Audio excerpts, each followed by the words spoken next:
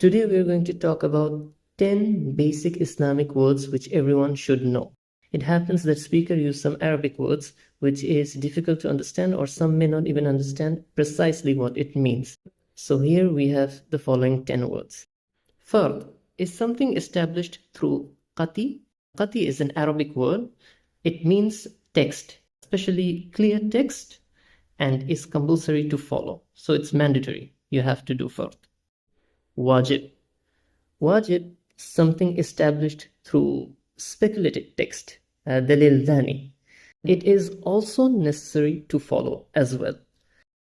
Sunnah mu'aqqada, that which our blessed Prophet ﷺ or the companions did most of the time with respect to worship and did not leave it except on a rare occasion. The one who performs it is rewarded, while leaving it is not punishable, though is worthy of blame and reprimand. Customarily, leaving a sunnah way of the Prophet is sinful because it entails turning away from the Messenger of Allah whom we have been commanded to follow. If a person gives up such acts totally, he is liable to lose his moral probity. In other words, adala, which may result in the rejection of his testimony. Mustahab. In a simple word, it means encouraged. Nafil. The acts Prophet ﷺ did one or more times and then discontinued, and did not diligently perform. One who performs acts of this kind is deserving of reward, while leaving it is not sinful or blameworthy, unlike Sunnah Mu'aqqada, because it is not part of his law-giving.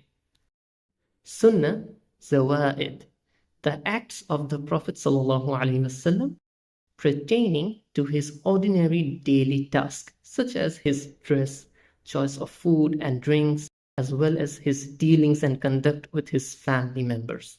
These are acts considered as part of an individual's perfection by following the Prophet ﷺ. One who adopts them with the intention of following the Prophet ﷺ would be rewarded.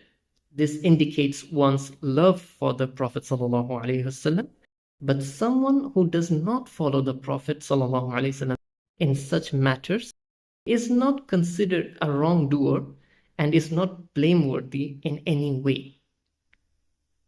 Mubah, acts of lawgiver, has neither requested nor prohibited. So the person who does it is not rewarded or punished, though such acts are rewarded if the person intends good. It is also called halal, in another ways permissible. Makruh tanzih, somewhat disliked, even though it is not sinful, one who leaves it is rewarded. Makruh tahrim, prohibitively disliked. It is an act that we have been firmly commanded to leave, though a text which is open to the possibility of interpretation. Denying such a command is misguidance and worthy of punishment, but not disbelief. Performing such an act is definitely sinful. Haram, acts which the lawgiver strictly forbids through a decisively established text. Someone who commits an unlawful act is deserving of punishment, while one who refrains from it out of obedience to Allah is rewarded. These acts are unlawful to perform. And we have reached to the end of the video. I hope you found something new to learn today. These are the 10 basic words used in Islam that every Muslim should know.